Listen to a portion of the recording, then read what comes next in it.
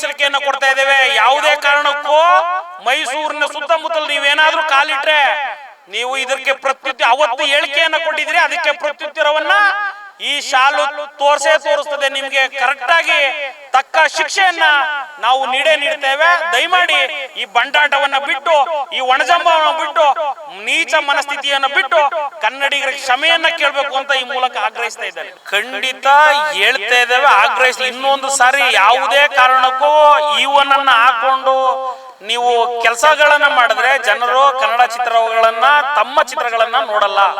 ಮತ್ತೆ ಯಾವುದೇ ವೇದಿಕೆ ಮೇಲೆ ಕರೆಸಿದ್ರು ಇವನನ್ನ ಯಾವುದೇ ಕಾರಣಕ್ಕೂ ನಾವೆಂದು ಸುಮ್ಮನೆ ಕೂರುವಂತ ಕೆಲಸವನ್ನ ಮಾಡಲ್ಲ. ಗಡಿಪಾರ ಮಾಡಬೇಕು, ಇಲ್ಲ ಕನ್ನಡಿಗರ ಕ್ಷಮೆಯನ್ನ ಕೇಳಬೇಕು. ಆದ್ರೂ ಸಹ ಕ್ಷಮೆಯನ್ನ ಕೇಳಿದ್ರು ಸಹ ಇವನನ್ನ ಕ್ಷಮಿಸುವಂತ ಮನಸ್ಥಿತಿ ನಮ್ದಿಲ್ಲ. ಯಾಕೆಂತಂದ್ರೆ ಯಾವುದೇ ಸಭೆ ಸಮಾರಂಭಗಳಲ್ಲಿರ್ಬೋದು, ಒಂದು ಹಳ್ಳಿಯಿಂದ ಹಿಡಿದು ಯಾವುದೇ ದೊಡ್ಡ ಸಿಟಿಗಳಿರ್ಬೋದು, ಅಭಿಮಾನಿಗಳು ಯಾವ ತಮ್ಮ ಪ್ರಿಯವಾದ ಸಾಂಗ್ಗಳನ್ನ ಯಾವುದೇ ಒಂದು ಭಾಷೆದ ಕೇಳೋದು ಸಹಜ. ಅವರು ಕನ್ನಡ ಸಾಂಗ್ ಆಡಿ ಅಂತ ಕೇಳಿದಕ್ಕೆ ಕನ್ನಡಿಗರನ್ನ ಒಂದು ಭಯೋತ್ಪಾದನೆಗೆ ಹೋಲಿಸಿರುವಂಥ ಕೃತ್ಯ ಇದೆಯಲ್ಲ, ಇದು ಬಹಳ ಅಮಾನವೀಯವಾದ ಕೃತ್ಯ. ಇದನ್ನ ಇವತ್ತು ಸೋನು ನಿಗಮ್ ಮರ್ತಿರ್ಬೋದು. ತಮ್ಮ ಸಾಕಷ್ಟು ಚಾನೆಲ್ಗಳು ಹೇಳಿದ್ದಾರೆ, ನನಗೆ ಕನ್ನಡ ಭಾಷೆ ಅಂದರೆ ಭಾಳ ಅತ್ಯುತ್ತಮದ ಪ್ರೀತಿ ಅಂತ. ಯಾಕೆ ಇವತ್ತು ಆ ಪ್ರೀತಿ ಇಲ್ಲ?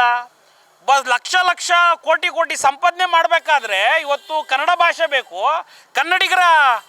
ಕನ್ನಡಿಗರ ಪ್ರೀತಿ ಬೇಕು. ಇವತ್ತು ಒಂದು ಕನ್ನಡ ಸಾಂಗ್ ಕೇಳಿದಕ್ಕೆ ಇವತ್ತು ಈ ಮಟ್ಟದ ಕೃತ್ಯವನ್ನ, ಈ ಮಟ್ಟದ ಪದಬಳಕೆಯನ್ನ ಮಾಡಿರೋದು ಇದು ಬಹಳ ಖಂಡನೀಯ. ಮೈಸೂರಿನ ಸುತ್ತಮುತ್ತ ಕರ್ನಾಟಕದಲ್ಲಿ ಬೆಂಗಳೂರಿನಲ್ಲಿ ಕರ್ನಾಟಕ ರಕ್ಷಣಾ ವೇದಿಕೆ ದೂರನ್ನು ಕೊಟ್ಟಿದೆ. ಮೈಸೂರಿನಲ್ಲಿ ಕನ್ನಡಾಂಬೆ ರಕ್ಷಣಾ ವೇದಿಕೆ ದೂರನ್ನು ಕೊಡುವ ನಿಟ್ಟಿನಲ್ಲಿ ಮೈಸೂರು ಸುತ್ತಮುತ್ತಗಳಿಗೆ ಯಾವುದೇ ನಗರಕ್ಕೆ ಬಂದರೂ ವೇದಿಕೆ ಹತ್ತಿಸುವಂಥ ಕೆಲಸವನ್ನು ಮಾಡಲ್ಲ.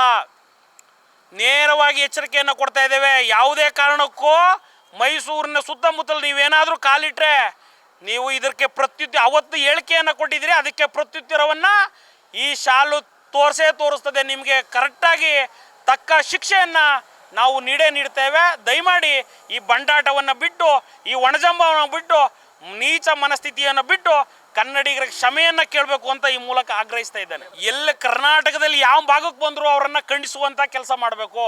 ನನ್ನ ವಿನಂತಿಯನ್ನು, ಕನ್ನಡಿಗರಿಗೆ ವಿನಂತಿ ಏನು ಮಾಡ್ಕೊತಾ ಇದ್ದೇನೆ ಅಂತಂದರೆ, ಲಕ್ಷಾಂತರ ರೂಪಾಯಿ ಕೋಟ್ಯಾಂತರ ರೂಪಾಯಿ ಕೊಟ್ಟು ಇಂತಹ ಅಯೋಗ್ಯರನ್ನು ಕರೆಸೋ ಬದಲು ಕನ್ನಡದ ನೆಲದಲ್ಲಿ ಇಂತಹ ಪ್ರತಿಭೆಗಿಂತ ಹೆಚ್ಚು ದೊಡ್ಡ ಮಟ್ಟದ ಕಲಾವಿದರು, ಪ್ರತಿಭೆಗಳಿದ್ದಾರೆ, ಅವ್ರನ್ನ ಗುರುತಿಸುವಂಥ ಕೆಲಸ, ನಮ್ಮ ಮಕ್ಕಳನ್ನ ಬೆಳೆಸುವಂಥ ಕೆಲಸವನ್ನು ಮಾಡಬೇಕು. ದಯಮಾಡಿ ಇಂಥ ಅಯೋಗ್ಯರಿಗೆ ಅವಕಾಶಗಳನ್ನು ಕೊಡಬಾರ್ದು ಅಂತ ಈ ಮೂಲಕ ವಿನಂತಿಯನ್ನು ಮಾಡ್ಕೊತಾ ಇದ್ದೇನೆ.